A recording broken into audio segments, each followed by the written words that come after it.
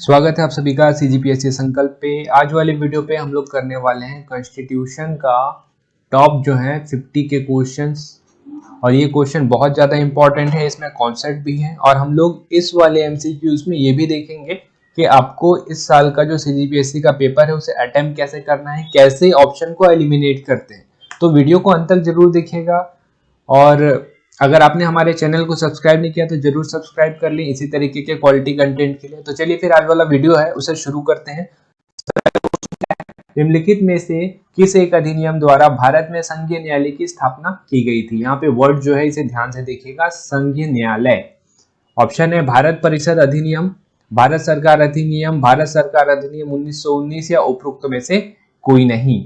और लास्ट में हमें कमेंट करके जरूर बताइएगा कि आपके मार्क्स कितने आ रहे हैं। तो जो इसका सही आंसर है वो हो जाएगा आपका ऑप्शन नंबर डी, उपरोक्त में से कोई नहीं। संघीय न्यायालय की स्थापना जो है आपका भारत सरकार अधिनियम 1935 में की गई थी। जहां पे संघीय आ जाएगा, संघीय में आप 1935 लगा के आ जाइएगा, 95% चांसेस है कि वो सही हो जाएगा। संघीय न्यायालय के साथ साथ संघीय रेलवे, आपका संघीय बैंक, सब आपका 1935 में ही आया हुआ है। अगले क्वेश्चन पे आते हैं। केंद्र में कौन सा एक्ट द्विसदनीय विधायिका लाया? 1961, 1917, 1919 या 1915? द्विसदनीय इसे बोलते हैं इंग्लिश में बाइकैमरलिज्म। ठीक है, तो कौन सा एक्ट था जो लेके आया था? तो ये लेके आया था आपका ये सी 1919 वाला अधिनियम। अब ये था क्या, देखिए बाइकैमरलिज्म मतलब क्या हो जाता है कि देखिए दो सरकारें चल रही थी पैरेलल, एक सेंटर में सरकार थी और एक राज्य में, इसे प्रोविंस बोलते थे और इसे सेंटर बोलते थे। तो द्विसदनीय लाया गया ना, तो द्विसदनीय 1919 में लाया गया, कहां? सेंटर पे। यहाँ पे द्विसदनीय आ गया मतलब यहाँ पे लोकसभा आ गया होगा और साथ में राज्यसभा आ गया होगा। ठीक है, इस समय पे यहाँ पे था, यहाँ पे नहीं था। उसके बाद जो इसके बाद का अधिनियम आएगा यानी कि 1935 का अधिनियम आएगा, उस वाले अधिनियम में ये जो प्रोविंस है आपका, जो स्टेट रहेगा, यहाँ पे भी आपका राज्य विधानमंडल, विधानसभा और विधान परिषद दोनों का गठन आपका प्रोविंस में भी किया गया था। तो इस पर्टिकुलर क्वेश्चन का जो आंसर है, शुरुआत कहां से हुआ था? 1919 के अधिनियम से। भारत के लिए संविधान की रचना हेतु संविधान सभा का विचार निम्नलिखित में से सर्वप्रथम किसने प्रस्तुत किया था? स्वराज पार्टी 1934 में, कांग्रेस पार्टी 1936 में, मुस्लिम लीग 1942 में, सर्वदलीय सम्मेलन 1946 में। तो जिसका सही आंसर है वो हो जाएगा आपका ऑप्शन नंबर ए, 1934 में हुआ था और इसे किया था M.N. रॉय ने। लेकिन यहाँ पे एक गलत चीज दिख रहा है, ये जो स्वराज पार्टी है इसका तो विघटन हो गया था, तो यहाँ स्वराज पार्टी नहीं लिखाना चाहिए था। ठीक है, M.N. रॉय ने संविधान सभा का सर्वप्रथम विचार रखा था 1934 में और शायद इनकी जो पार्टी थी वो थी कम्युनिस्ट पार्टी। हमें कमेंट करके जरूर बताइएगा कि 1934 में कम्युनिस्ट पार्टी थी या कोई और पार्टी थी जिन्होंने संविधान सभा का विचार रखा था। अगले क्वेश्चन पे आते हैं। भारतीय संविधान सभा में कुल कितनी महिला सदस्य थी? 15, 13, 12 या 10? तो संविधान सभा में आपकी 15 महिलाएं थी। ठीक है, ये डायरेक्ट फैक्ट क्वेश्चन है। इसके अलावा एक चीज और है, शेड्यूल मेंबर भी तो थे आपके। ठीक, कितने थे शेड्यूल मेंबर? ये थे आपके 33, 13। ये क्या है? 13। जब छत्तीसगढ़ राज्य का चुनाव हुआ अभी विधानसभा 2018 वाला, तब 13 महिलाएं विजयी हुई थी, अभी एक बढ़ गई, टोटल 14 महिलाएं हैं। भारत की संघात्मक व्यवस्था निम्नलिखित में से किस देश से संबंधित है? इसे संघात्मक, इसे इंग्लिश में बोला जाता है फेडरल या फेडरलिज्म बोल लीजिए। कहां से लिया गया है? कनाडा, यूनाइटेड किंगडम, संयुक्त राज्य अमेरिका या आयरलैंड? तो इसका जो सही है वो है आपका ऑप्शन नंबर ए, कनाडा से लिया गया है। फेडरलिज्म का मतलब क्या होता है? देखिए, शक्तियों का बंटवारा होता है केंद्र और राज्यों के बीच में, इसे हम लोग फेडरलिज्म या संघात्मक बोलते हैं। लेकिन एक चीज मैं आपको और बता दूं कि पूरे संविधान में कहीं भी संघ शब्द का जिक्र नहीं है, इसे याद रखिएगा। जब संघ शब्द का जिक्र ही नहीं है तो हम लोग इसे फेडरल मान सकते हैं या नहीं मान सकते। ये केस गया था आपका सुप्रीम कोर्ट में। फिर सुप्रीम कोर्ट में एक बहुत ही फेमस केस हुआ, एसआर बम्बई केस। कब हुआ था? 1994 पे। यहां पे सुप्रीम कोर्ट ने माना कि आपका जो भारत का संविधान है वो संघीय है। ठीक है। एक आपके संविधान निर्माताओं में से एक थे, संविधान विश्लेषण करते थे वो, ठीक। उन्होंने एक कोटेशन दिया था कि भारत का जो संविधान है वो है quasi federal. Quasi federal, quasi मतलब क्या होता है? आधा, और फेडरल मतलब संघात्मक। तो क्या आप हमें बता सकते हैं कमेंट करके ये व्यक्ति कौन थे? काफी चर्चित और फेमस व्यक्ति थे। अगला सूची मिलाना है, स्रोत, यहाँ पे स्रोत दिया हुआ है, यहाँ पे संवैधानिक प्रावधान दिया गया है। तो देखिए इस टाइप के क्वेश्चन को पेपर में करिएगा कैसे। मौलिक अधिकार, मौलिक अधिकार तो आपको पता होगा कहाँ से लिया गया है, ये लिया गया आपका अमेरिका से। तो ए का होना चाहिए था 4, देखिए ए का 4 तो सारा है। अब देखिए जो यहाँ पे क्या पकड़िएगा, जो अलग दिख रहा है उसे पकड़ के देखिए। हमको पता है राज्य का नीति निर्देशक तत्व, ये लिया गया है आपका आयरिश संविधान से। ठीक है, ये भी हो गया। मंत्रिमंडलीय सरकार, हम लोग मंत्रिमंडलीय सरकार किसका फॉलो करते हैं? ब्रिटेन का। तो ये आ जाएगा आपका सी का फर्स्ट, सी का फर्स्ट एक ही दिख रहा है ये, तो ये वाला आंसर आपका सही हो जाएगा। भारतीय संविधान के किस अनुच्छेद के अंतर्गत अखिल भारतीय सेवाओं का प्रावधान किया गया है? 310, 311, 312 या है आपका 313। तो अखिल भारतीय सेवा जिसमें आ जाएंगे आपके कौन कौन? आईएएस, आईपीएस, आईएफएस, यही सारे आ जाते हैं अखिल भारतीय सेवा। और आपका राज्यसभा को विशेष अधिकार प्राप्त रहता है कि जब उसे लगे तो वो नया सृजन कर सकता है। तो ये आपका कौन सा किसमें किया गया है? तो ये आपका जो सही आंसर है वो है आपका ऑप्शन नंबर सी, अनुच्छेद 312 में अखिल भारतीय सेवा का प्रावधान किया गया है। निम्नलिखित में से कौन सी जोड़ी सुमेलित है? भारत का सर्वोच्च न्यायालय अनुच्छेद 318, जी नहीं, सुमेलित नहीं है। भारत का सर्वोच्च न्यायालय आता है आपका 124 पे। भारत का निर्वाचन आयोग 324, ठीक है, इसे देखते हैं। संघ लोक सेवा आयोग 332। अब जब आपका आईएएस, आईपीएस, आईएफएस वो जब 312 में आ रहा है तो उसी के अगल बगल होना चाहिए। ये है मेरे ख्याल से 315 या 316 आसपास। ठीक है, महाधिवक्ता 351, महाधिवक्ता आता है आपका 76 में। तो बाकी 3 गलत है, तो सही कौन सा है? बी नंबर, भारत का निर्वाचन आयोग अनुच्छेद 324। सुमेलित कीजिए। ऐसे क्वेश्चन आपको मिलेंगे, इसे छोड़ के मत आइएगा, हार्ड लगते हैं लेकिन इजी रहते हैं। देखिए 3, 2, 1, 4, अगर आपको ए का आंसर पता है तो आंसर निकल के आ जाएगा। ठीक, ट्राई करके देखते हैं इसे। सबसे पहला क्या पूछ रहा है? केंद्र सूची। केंद्र सूची, जनगणना कौन करता है? राज्य सरकारें करती है क्या? नहीं करती ना, केंद्र में आता है जनगणना। तो ए का थर्ड जनगणना, ए का थर्ड कहाँ दिख रहा है? ये रहा। तो आपका ये सही आंसर हो जाएगा। बाकी मिला के देख लीजिए। राज्य सूची बी का फर्स्ट आना चाहिए। ये पुलिस तो राज्य के पास ही रहता है, बस इसमें अपवाद है आपका जो यूनियन टेरिटरी है वो। ठीक है, समवर्ती सूची सी का फोर्थ, हाँ ये भी ठीक है, तो ये आपका सही हो जाएगा। निम्न शब्दों पर विचार कीजिए। समाजवादी, प्रजातांत्रिक, सार्वभौमिक या धर्मनिरपेक्ष। सही शब्दों का विचार अनुसार क्रम कीजिए। ठीक है, ये आपका जो प्रियम्बल है वहां से क्वेश्चन लिया गया है। अब प्रियम्बल में सारे शब्द कैसे लिखे गए हैं? देखिए मैं इसे शॉर्ट में बताता हूं आपको। S3 DR JLEF। S3 से क्या बनाइएगा आप? पहला तो सोवेरियन, हिंदी में मैं बताऊंगा क्या होता है, सोशलिस्ट, और तीसरा हो जाएगा सेक्युलर। ये 3 शब्द।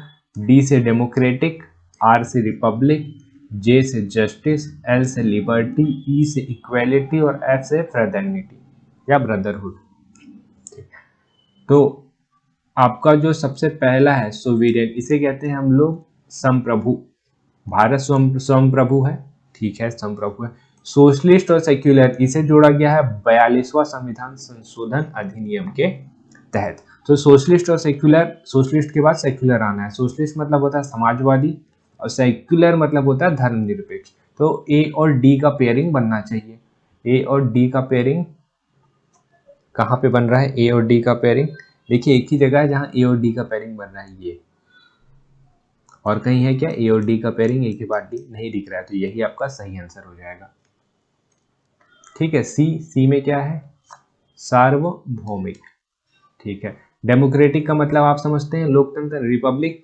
किसी भी स्टेट का जो हेड रहता है, जैसे हमारे पास राष्ट्रपति है, उनको हम लोग चुनते हैं, वो परमानेंट तो नहीं रहते, 5 साल बाद बदलना पड़ता है, भले दोबारा इलेक्ट होके आ जाए, लेकिन हम लोग उन्हें चुनते हैं, तो वो कहलाता है आपका रिपब्लिक स्टेट। तो हम लोग भारत को रिपब्लिक ऑफ इंडिया कह सकते हैं, लेकिन ब्रिटेन जो है वो अपने आप को रिपब्लिक ऑफ ब्रिटेन नहीं कह सकता, क्योंकि उनकी महारानी जो रहेगी उसके बाद उनका बेटा, फिर उनका बेटा, ऐसा तो चलते रहेगा, तो वो रिपब्लिक नहीं है। जस्टिस आपको पता है, लिबर्टी, आजादी, इक्वेलिटी, समानता और फ्रेटर्निटी, ब्रदरहुड, भाईचारा। ठीक है, अगला क्वेश्चन पे आते हैं। भारत के संदर्भ में संसदीय शासन प्रणाली में निम्नलिखित में से कौन सा सिद्धांत संस्थागत रूप में निहित है? ठीक है, चेक करते हैं इसे। मंत्रिमंडल के सदस्य संसद के सदस्य होते हैं, सही है। संसद के सदस्य नहीं रहेंगे तो मंत्रिमंडल में काम क्या होगा? तो मतलब आपका एक सही हो जाएगा। ठीक है, एक सही हो जाएगा, एक सही हो जाएगा। आगे देखते हैं और देख लीजिए, एक सही है तो फिर एक और कहाँ कहाँ नहीं है उसे हटा देते हैं। केवल 3, ये तो हट जाएगा, 2 और 3 ये भी हट जाएगा, तो मतलब 2 तो सही है ना। 3 को चेक कर लेते हैं अब डायरेक्ट। राज्य का अध्यक्ष ही मंत्रिमंडल का अध्यक्ष होता है। राज्य का अध्यक्ष मंत्रिमंडल का अध्यक्ष कैसे होगा? ये तो गलत हो गया, तो आपका 1 और 2 सही हो जाएगा। तो ये तरीका है आपका एलिमिनेट करने का। आपको एक पता था सही होता, सही से हमने एलिमिनेट कर लिया। ऑप्शन जैसे ही एलिमिनेट किया हमारा आंसर निकल के आ गया। अगला, निम्नलिखित कथनों पर विचार कीजिए। भारत एक लोकतांत्रिक राज्य व्यवस्था है। जी हाँ, बिल्कुल है। भारत एक संप्रभुता संपन्न राज्य है। जी हाँ, हम अपने फैसले स्वयं लेते हैं। भारत में लोकतांत्रिक समाज है। जी हाँ। भारत एक कल्याणकारी राज्य है। जी हाँ। ऑप्शन देख लेते हैं, 1 2 3 4, ये रहा 1 2 3 4 और ये सही हो जाएगा। अगले क्वेश्चन पे आते हैं। भारतीय राष्ट्र ध्वज में चक्र किसका प्रतीक है? स्वतंत्रता का, न्याय का, समानता का या भाईचारे का? तो चक्र जो है वो है आपका न्याय का प्रतीक। ठीक है, अगले क्वेश्चन पे आते हैं। एक नए राज्य बनाने में संवैधानिक संशोधन के लिए कैसा बहुमत चाहिए? साधारण 2/3, 3/3 या 2/3 और आधे राज्य का अनुसमर्थन? ठीक है, पहला चीज तो थोड़ा सा क्वेश्चन गलत हो गया, इसे ध्यान दीजिएगा। नए राज्य बनाने के लिए संविधान में संशोधन नहीं करना पड़ता उस तरीके का।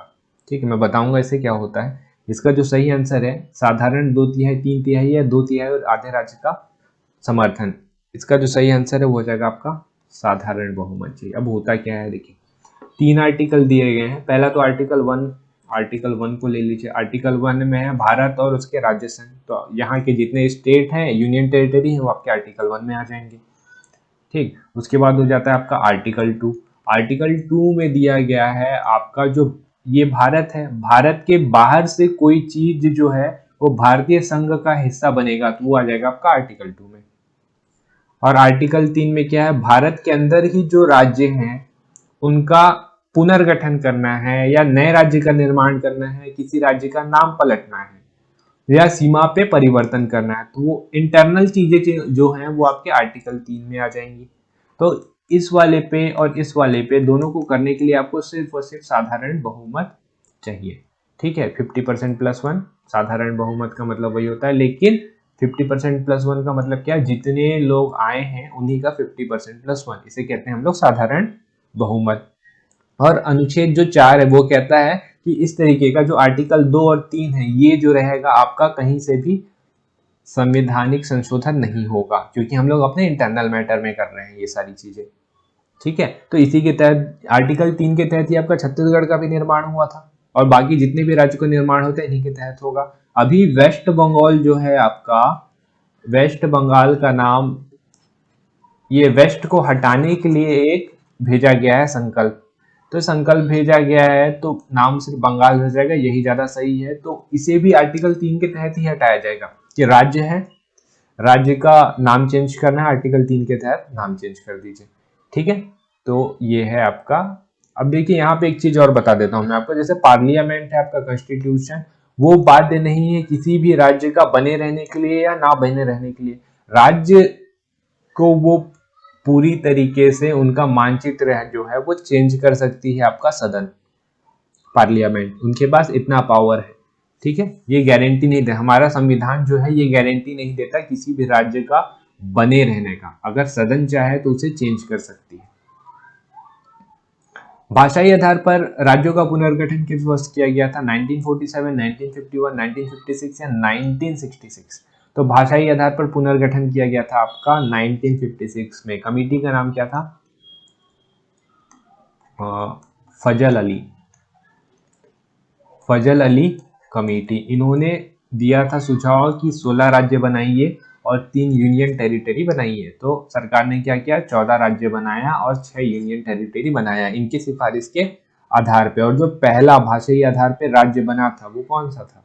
मद्रास से निकल के अक्टूबर 1956 में आंध्र प्रदेश, जिसकी कैपिटल क्या थी हमें कमेंट करके जरूर बताइएगा। उसे अभी दोबारा कैपिटल का भी दर्जा दिया गया है, ठीक है, उसे अभी दोबारा कैपिटल का भी दर्जा दिया गया है। तो आंध्र प्रदेश, तो उसकी कैपिटल क्या रही होगी उस टाइम पे, हमें कमेंट करके जरूर बताइएगा। अगले क्वेश्चन पे आते हैं। भारत में नागरिकता की निम्नलिखित विशेषताओं में से कौन सी सही है? राज्य तथा राष्ट्र की दोहरी नागरिकता, यहाँ दोहरी नागरिकता का कोई प्रावधान नहीं है। राज्य की एकल नागरिकता, जी हाँ, यहाँ पे सब एकल नागरिक है, आगे देखने की जरूरत ही नहीं है। निम्नलिखित में से कौन सा सुमेलित नहीं है? अनुच्छेद 3 मानव 23 मानव के दुर् एवं बालश्रम का प्रतिबंध, ठीक है। अनुच्छेद 24 कारखाने आदि में बालकों के नियोजन का प्रतिबंध। अनुच्छेद 26 धार्मिक कार्य के प्रबंध की स्वतंत्रता। अनुच्छेद 29 शैक्षणिक संस्थाओं की स्थापना एवं प्रशासन करने का अल्पसंख्यक वर्गों को अधिकार। तो जी हाँ, ये वाला जो है ये सुमेलित नहीं है। ये जो लिखा हुआ है ये आपका जो अनुच्छेद 30 के अंतर्गत आता है, ना कि 29 के अंतर्गत। तो 29 के अंतर्गत क्या आएगा? जो आपके अल्पसंख्यक वर्ग हैं उनके हितों का संरक्षण जो है वो आपका अनुच्छेद 29 के अंतर्गत आता है। मौलिक अधिकार का संरक्षक है न्यायपालिका, कार्यकारिणी, संसद या उपरोक्त में से कोई नहीं। तो न्यायपालिका मौलिक अधिकारों का संरक्षक है। स्पेशली आपका सुप्रीम कोर्ट कौन से आर्टिकल के तहत करता है? ये करता है आपका अनुच्छेद 32 के तहत मौलिक अधिकार का संरक्षण। और हाई कोर्ट भी करता है, रेट जारी करता है, कौन से आर्टिकल के तहत? 226।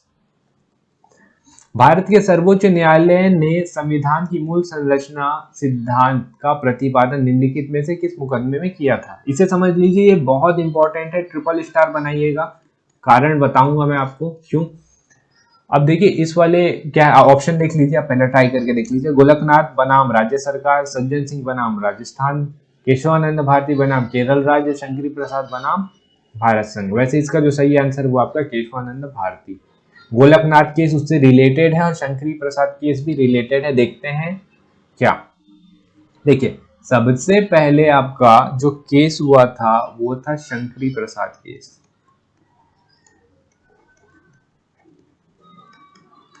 शंकरी प्रसाद केस, ये केस क्यों आया था? केस इस वजह से आया था कि पूछा गया था, पिटीशन लगा के पूछा गया था कि ये बताइए कि क्या संसद के पास ये अधिकार है कि वो मौलिक अधिकारों को पूरी तरीके से ले ले या खत्म कर दे या कम कर दे। तो शंकरी प्रसाद केस में सुप्रीम कोर्ट के जो जज थे उन्होंने बोला जी हाँ अधिकार है, वो कर सकते हैं। शंकरी प्रसाद केस के बाद आया आपका गोलकनाथ केस, ये वाला सेकेंड वाला गोलकनाथ केस। गोलकनाथ केस में क्या हुआ था? सुप्रीम कोर्ट अपने पुराने जो बात से मुकर गया और बोला जी हाँ, सुप्रीम कोर्ट ने अपने बात से मुकरा और बोला कि संसद के पास ये अधिकार नहीं है कि वो मौलिक अधिकार जो है उसे खत्म कर सके या कम कर सके। मना कर दिया। तो यहाँ पे प्रतिक्रिया दिया था आपका पार्लियामेंट ने, पार्लियामेंट की प्रतिक्रिया इंपॉर्टेंट नहीं है। उसके बाद फेमस आपका आया ये केशवानंद भारती केस। पार्लियामेंट ने प्रतिक्रिया ये दिया था कि संसद के पास ये अधिकार है कि वो चाहे तो मौलिक अधिकार को कम कर दे या खत्म कर दे, और इसे किसी भी कोर्ट में चैलेंज नहीं किया जा सकता। ऐसा करके संसद ने प्रतिक्रिया दिया था। केशवानंद भारती केस आया। उसके बाद केशवानंद भारती केस में सुप्रीम कोर्ट ने बोला कि जी हाँ, आप सही बोल रहे हैं, संसद के पास ये अधिकार है कि मौलिक अधिकार को वो या तो खत्म कर दे या तो कम कर दे, ठीक है, या तो वो नए अधिकारों को जोड़ दे, मतलब कुछ भी कर सकता है वो मौलिक अधिकारों के साथ। लेकिन जो मूल संरचना है, जिसे बेसिक स्ट्रक्चर कहते हैं, मूल संरचना जो है वो खत्म नहीं होना चाहिए। ठीक है, मूल संरचना खत्म नहीं होना चाहिए, इसे मतलब समझ रहे हैं। अब मूल संरचना खत्म नहीं होना चाहिए, ये ऐसा पॉइंट जोड़ दिया गया सुप्रीम कोर्ट के द्वारा, जो मतलब ये सुप्रीम कोर्ट अपने हिसाब से इसका इस्तेमाल करता है। इसका कोई वो अभी तक है नहीं कि मूल संरचना में क्या क्या चीजें आएंगी, मूल संरचना में क्या चीजें नहीं आएंगी।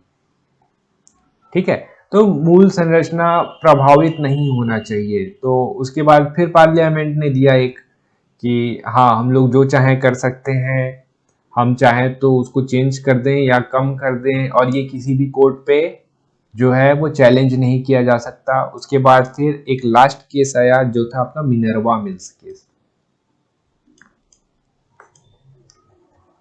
इसमें सुप्रीम कोर्ट ने बोला कि जो इन्होंने पहले बोला है कि क्या किसी कोर्ट में चैलेंज नहीं किया जा सकता, ये आपका वॉइड हो जाता है, खत्म हो जाता है। कारण क्या है? कारण ये है कि जो आपका कोर्ट में चैलेंज करने वाला चीज है वो है आपका संविधान का मूल संरचना, जिसे हमने पहले ही बोल दिया है कि उसे खत्म नहीं किया जा सकता। तो ये ऐसा लड़ाई चला था पार्लियामेंट और सुप्रीम कोर्ट के बीच में। और केशवानंद भारती वाला जो केस है ये माइलस्टोन केस है, इसे जरूर याद रखिएगा। और इसी साल इनका निधन हुआ है। तो ये करंट के क्वेश्चन आपके इंपॉर्टेंट बना देते हैं। तो ये चारों केस को याद कैसे रखेंगे? सीधा सा एकदम इजी सा चीज है, छत्तीसगढ़ियां हैं वैसे ही याद रखते हैं। देखें, अब जनरली क्या होता है, खाना खा रहे हैं, साग खत्म हो गया तो क्या बोलेंगे?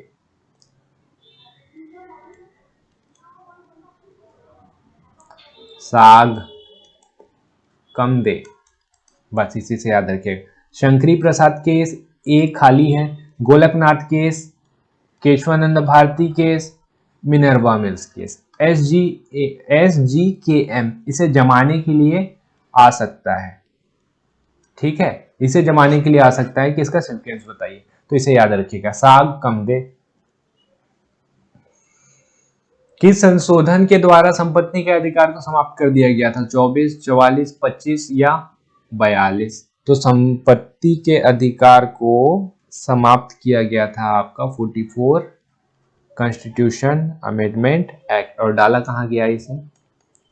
भाग 12 के 300A में। निदेशक तत्व क्या है? वाद्य योग, अवाद्य योग, कठोर या लचीले? तो निदेशक तत्व है आपके अवाद्य योग। अगला, भारतीय संविधान में कितने मौलिक कर्तव्य हैं? 9, 11, 12 या 20? तो भारतीय संविधान में आपके 11 मौलिक कर्तव्य हैं। और मौलिक कर्तव्य आते कहाँ है आपका? Article number 51A। पार्ट कौन सा है? भाग 4। ठीक है, इसके अलावा एक चीज और बता देता हूं मैं आपको, ये पहले 10 थे, 11वां को जोड़ा गया है। 11वां को जोड़ा गया है आपका 86 अमेंडमेंट एक्ट 2002 के द्वारा। और ये 11वां आपका मौलिक कर्तव्य क्या है? कि वही वाला 6 से 14 वर्ष के बच्चे हैं, इनकी स्कूली शिक्षा जो है वो मुफ्त होनी चाहिए, वो आपका इसी में जोड़ा गया है। दो और इंपॉर्टेंट चीज बता रहा हूं, इसे ध्यान रखिएगा, हार्ड क्वेश्चन आता है तो ऐसे ही आता है। 2 कमेटी है जो मौलिक कर्तव्य से रिलेटेड है। एक है आपका सरदार स्वर्ण सिंह कमेटी, ठीक, और एक है आपका वर्मा समिति। देखिए, ये जो आपका मौलिक कर्तव्य है इसको 42वां संविधान संशोधन के तहत जोड़ा गया था।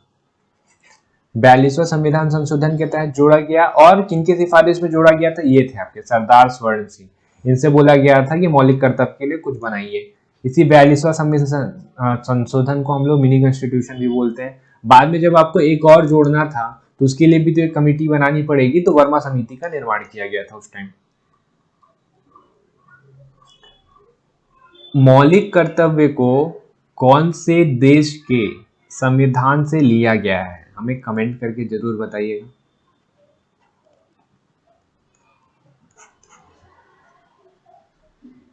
राष्ट्रपति के निर्वाचन मंडल के सदस्य होते हैं। अब राष्ट्रपति का निर्वाचन होता है, आपको पता है सदस्य कौन कौन होते हैं। देखिए बस इसमें एक चीज याद रखिएगा, जो नॉमिनेटेड, ठीक है, जो नॉमिनेटेड लोग रहते हैं वो इसके सदस्य नहीं होते। नॉमिनेटेड हिंदी में क्या कहेंगे नॉमिनेटेड को, चलिए हो गया। ऑप्शन आते हैं क्वेश्चन में, संसद के दोनों सदनों के निर्वाचित, इलेक्टेड है ना, ये निर्वाचित लोग तो रहेंगे, ये होगा। राज्य विधानमंडल के दोनों सदनों के निर्वाचित सदस्य, विधानमंडल बोला है, विधानमंडल में आपका विधान परिषद, विधानसभा और विधान परिषद दोनों आ जाएगा ना, ठीक है।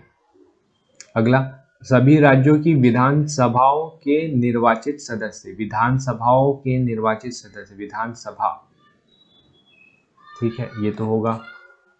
एक और 3 चाहिए अपने को, दिल्ली और पुडुचेरी विधानसभा के निर्वाचित सदस्य। 1 3 4 तो चाहिए, 2 का क्या है देख लेते हैं। 1 3 4 है कहीं पे, 1 3 4 यहाँ पे दिख रहा है, और 2 के बारे में हमको पता ही नहीं था,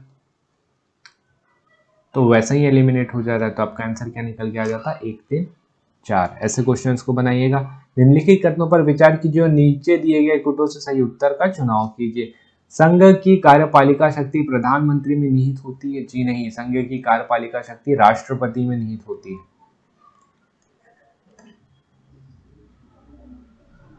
ठीक है, तो एक गलत हो जा रहा है आपका, एक को हटा दें, एक हटा, देखिए यहीं से आपका आंसर आ जाता है, ये 2 3 4। आपको बाकी पढ़ने का भी जरूरत नहीं, हालांकि पढ़ के क्रॉस चेक जरूर कर लीजिएगा, लेकिन ऐसे एलिमिनेट होते हैं और आंसर निकलते हैं, ऐसे क्वेश्चंस को छोड़ के मत आइएगा।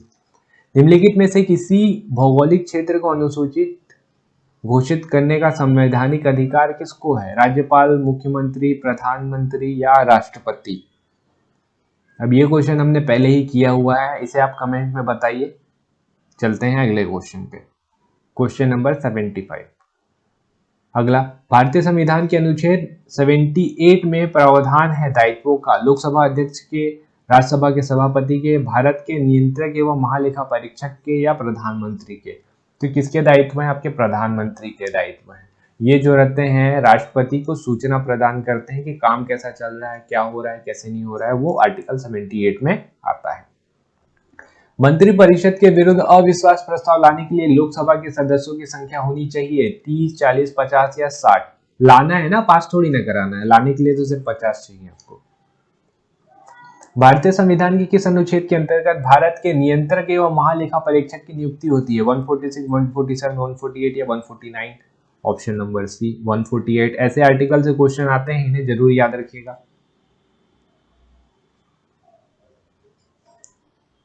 प्रोटेम स्पीकर का कर्तव्य होता है स्पीकर की अनुपस्थिति में सदन की कार्यवाही का संचालन करना, सदस्यों को शपथ दिलाना, स्थानापन्न रूप से स्पीकर का कार्य करना जब स्पीकर के चुनाव की संभावना ना हो, केवल सदस्यों के चयन प्रमाण पत्रों को चेक करना कि वो सही है कि नहीं है। तो प्रोटेम स्पीकर का जो काम रहता है वो रहता है सदस्यों को शपथ दिलाना। बताता हूँ मैं आपको प्रोटेम स्पीकर क्या रहता है। देखिए, जो लोकसभा के स्पीकर रहते हैं उनका कार्यकाल कब तक रहता है, जैसे आपके अभी ओम बिरला हैं, ओम बिरला जी जो रहेंगे उनका कार्यकाल अभी है, जब ये वाली लोकसभा खत्म हो गई, जो नई लोकसभा आएगी, सपोज के केस में मान लीजिए कांग्रेस जीत गई और वहां पे कोई नई लोकसभा आई बनी, तो जब नई लोकसभा का पहला मीटिंग होगा उस समय तक ओम बिरला जी जो रहेंगे वो लोकसभा के अध्यक्ष रहेंगे। ये लोकसभा का अध्यक्ष ऐसा नहीं रहता कि चुनाव हो रहा है तो उनको त्यागपत्र देना पड़ेगा, वो त्यागपत्र नहीं दे सकते, जब नया कोई चुन के आएगा उस टाइम पे। अब जब वहां पे आपका ओम बिरला है, ठीक, और अभी नया लोकसभा का अध्यक्ष का चुनाव नहीं हुआ है, तो इनको पावर तो ट्रांसफर करना है ना किसी न किसी को, तो ये पावर ट्रांसफर करते हैं आपके प्रोटेम स्पीकर को। प्रोटेम स्पीकर रहता कौन है? प्रोटेम स्पीकर है आपका सबसे ज्यादा वरिष्ठ सदस्य जो है पूरे लोकसभा का मेंबर्स का, वो है आपके प्रोटेम स्पीकर। इन्हें स्वयं राष्ट्रपति द्वारा शपथ दिलाई जाती है और इनका काम क्या रहता है? सदस्यों को शपथ दिलाना, साथ में जो नया आपका लोकसभा अध्यक्ष है उसके चुनाव प्रक्रिया पे इनका चुनाव प्रक्रिया करवाना, ये प्रोटेम स्पीकर का काम है। अस्थायी पद है, जब नया अध्यक्ष चुना गया, ओम बिरला ने इनको दिया, इनसे गया, नया अध्यक्ष के पास पावर, नए अध्यक्ष के पास पावर गया, प्रोटेम स्पीकर का पद समाप्त हो जाता है। और जो प्रोटेम स्पीकर रहता है अब नॉर्मल लोकसभा का मेंबर रहेगा। प्रथम स्पीकर जिनके विरुद्ध लोकसभा में अविश्वास प्रस्ताव लाया गया था, बी.आर. जाखड़, जी.बी. मावलंकर, हुकुम सिंह या के.एस. हेगड़े। तो जी.बी. मावलंकर ये थे आपके पहले लोकसभा के अध्यक्ष और उन्हीं के खिलाफ अविश्वास प्रस्ताव लाया गया था। शून्यकाल संसदीय व्यवस्था की किस देश की देन है? भारत की, अमेरिका की, ब्रिटेन की या स्विट्जरलैंड की? तो शून्यकाल याद रखिएगा, बहुत इंपॉर्टेंट है, ये भारत की देन है। होता क्या है, देखिए सबसे शुरू में होता है अपना क्वेश्चन आवर। जैसे संविधान सभा बैठेगा तो संविधान सभा नहीं, संविधान का जब बैठक होगा तो सबसे पहला आवर जो रहेगा वो रहेगा क्वेश्चन आवर। क्वेश्चन आवर के बाद बीच का ड्यूरेशन खाली रहता है और लास्ट में रहता है agenda of the day, main agenda क्या है, बुलाया क्यों गया है। तो ये बीच का टाइम खाली है ना, इस बीच के टाइम को भारत ने इस्तेमाल किया और यहाँ पे दिया शून्यकाल। इसी टाइम को बोला जाता है शून्यकाल। सूचना का अधिकार अधिनियम पारित हुआ 2001, 2004, 2005 या 2002? तो ये पारित हुआ आपका 2005 में। PIL है public interest litigation, public inquiry litigation, public investment litigation या प्राइवेट इन्वेस्टमेंट लिटिगेशन? तो ये है आपका 83 नंबर का पब्लिक इंटरेस्ट लिटिगेशन। ठीक है, आगे आते हैं। भारत में किसी राज्य की राज्यपाल बनने वाली पहली महिला? राजकुमारी अमृत कौर, पद्मिनी नायडू, सरोजनी नायडू या सरना ग्रेवाल? तो है आपकी सरोजनी नायडू। राज्यपाल बनने वाली कहाँ की थी? यूपी की। उस टाइम में इसे यूनाइटेड प्रोविंस बोला जाता था। ठीक है, राजकुमारी अमृत कौर ये थी आपकी स्वास्थ्य मंत्री, आजाद भारत की प्रथम स्वास्थ्य मंत्री, और सबसे लंबा कार्यकाल भी रहा था शायद इनका इस विभाग में।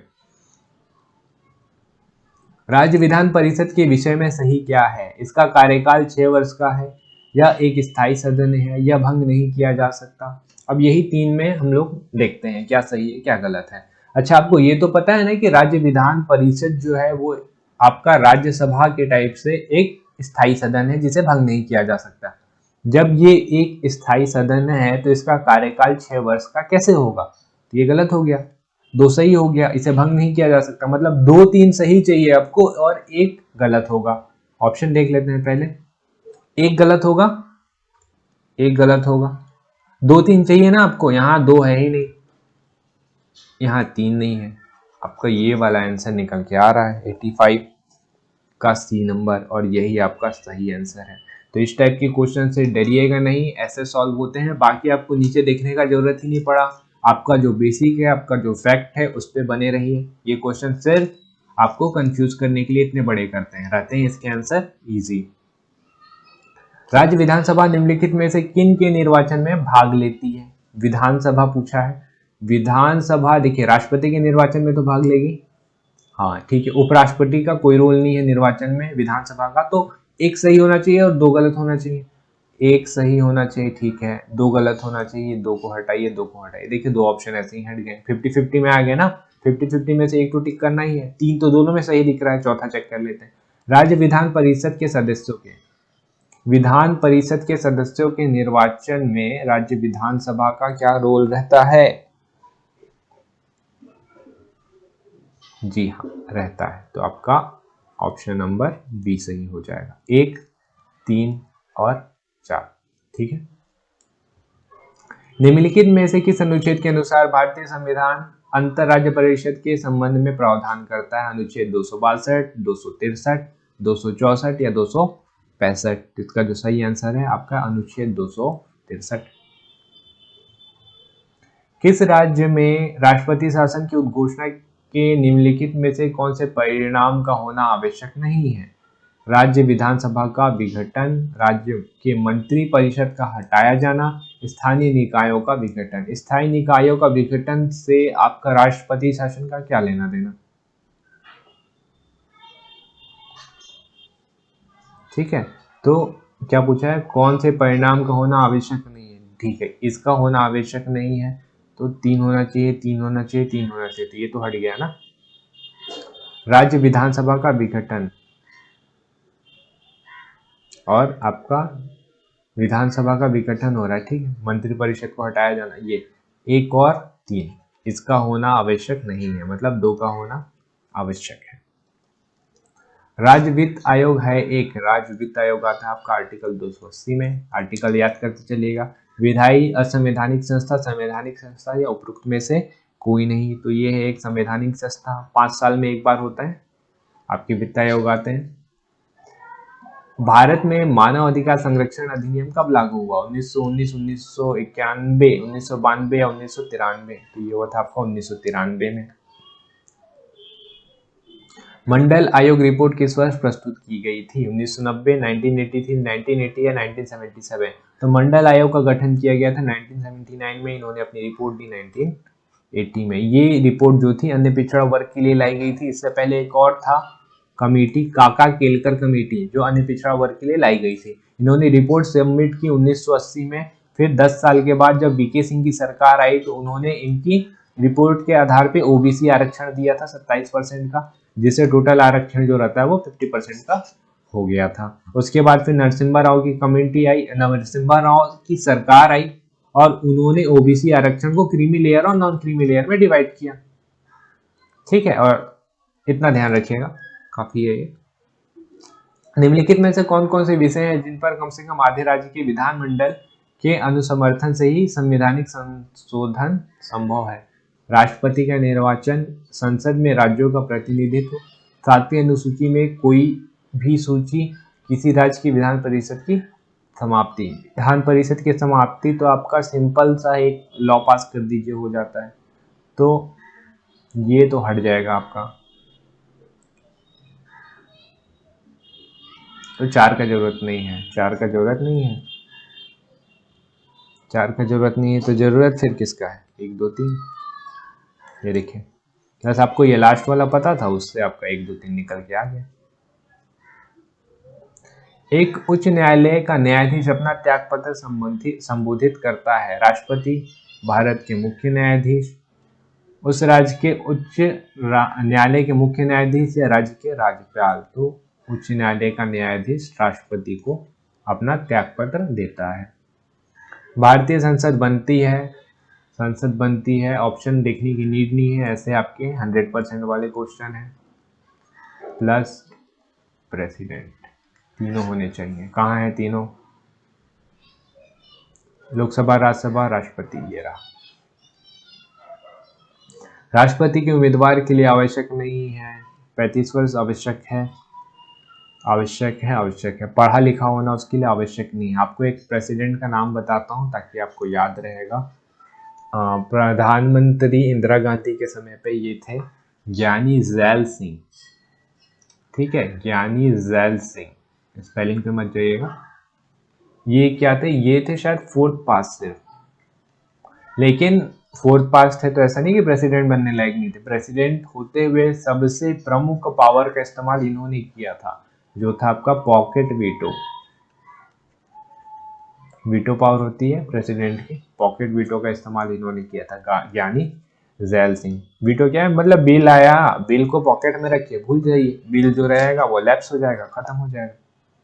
धन विधेयक कहाँ पूरा स्थापित किया जाता है? लोकसभा, राज्यसभा, दोनों सदनों की संयुक्त बैठक में या उपरोक्त में से कोई नहीं? तो धन विधेयक लाया जाता है आपका लोकसभा में। किसके द्वारा लाया जाता है? लोकसभा अध्यक्ष के द्वारा ही लाया जाएगा, कभी भी राज्यसभा में नहीं लाया जाता। और धन विधेयक कौन से आर्टिकल में आता है आपका? धन विधेयक आता है आर्टिकल नंबर 110।